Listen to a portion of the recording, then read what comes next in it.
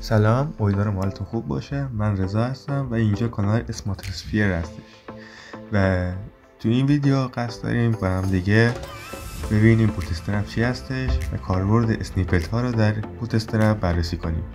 و در این لحظه من اینجا هستم تا با هم دیگه طعم شیرین یادگیری برنامه‌نویسی وب رو با هم دیگه یاد بگیریم.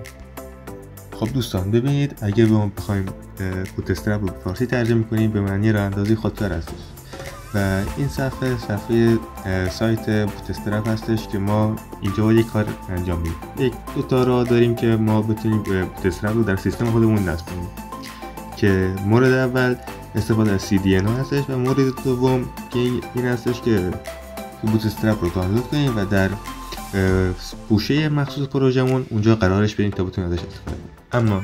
اما اگه بخوام بوتسترپ رو خیلی ساده براتون توضیح بدم، بوتسترپ یک مجموعه کدهای از پیش نوشته شده CSS هستش که ما با استفاده از اونها میتونیم خیلی راحت در پروژه خودمون رو استایل دهی کنیم. برای مثال ما وقتی که در صفحه HTML خودمون یک تگ باتن میسازیم، میتونیم با کلاس BTN اون رو در صفحه خودمون تبدیل به یک دکمه خیلی شیک و جذاب کنیم، فقط با کمک بوتسترپ و بدون هیچ استایل دهی. اما در این ویدیو من هدفم آموزش دادن اسنیپت ها در بوتسترپ هستش و این مبحث رو در یک ویدیو دیگری سعی میکنم که توضیح بدمش. پس با هم دیگه میریم سر وقت موضوع اصلی خود. خب، اسنیپت در اصطلاح به معنی یک قطعه کد آماده و کوچیک هستش که از HTML، CSS و جاوا اسکریپت ساخته شده باشه و دیولپر بتونه از این قطعه کدها در طراحی سایت خودش استفاده کنه تا بتونه یک سایت شیک، پویا و همینطور واکنشگرا اون رو بسازه. که در بوتسترپ از این قالب کدها که به اصطلاح بهشون میگن اسنیپت ها بسیار زیاد هستن که ما میتونیم در جای مختلف سایتمون بسته به نیاز خودمون و کاربر اون رو پیاده سازی کنیم. خب حالا بریم دو تا مثال از اسنیپت ها و کلا حوزه بوتسترپ با هم ببینیم. مثال اول در مورد تگ باتن هستش، همونجوری که در مورد تگ باتن اول ویدیوتون گفته بودم.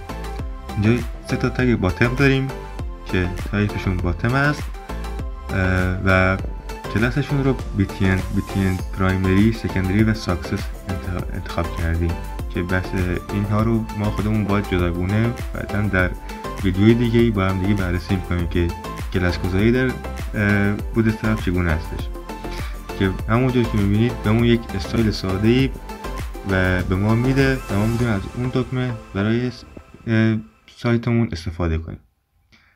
مثال دوم مثال یک کارت هستش که ما یک دیو رو قرار دادیم و کلاس کارت رو برای اون گذاشتیم و یک استایل ویدث برای اون گذاشتیم تا عرض اون رو مشخص کنیم. یک ایمیج داخلش قرار دادیم و دیو دوم که با کلاس کارت بادی به اون استایل دهی میکنیم توسط بوتسترپ تا کارت ما رو بسازه و چیزهایی که ما نیاز داریم رو در داخل دیو قرار میدیم. یک مثال خیلی ساده از بوتسترپ هستش که ما میتونیم با این استایل ها بدون که درصدی بخوایم در کد CSS بزنیم سایتمون رو جذاب و خیلی واکنشگرا بتونیم بیاریمش بالا. ازتون ممنونم که ویدیو من تماشا کردید. من سعی میکنم که در ویدیوی بعدی بخشای دیگه بوتسترپ همینطور قسمت اسنیپت ها رو کاملتر و با جزئیات بیشتری با هم دیگه فوکوس بکشیم و یاد بگیریم. مرسی، ممنون، خداحافظ.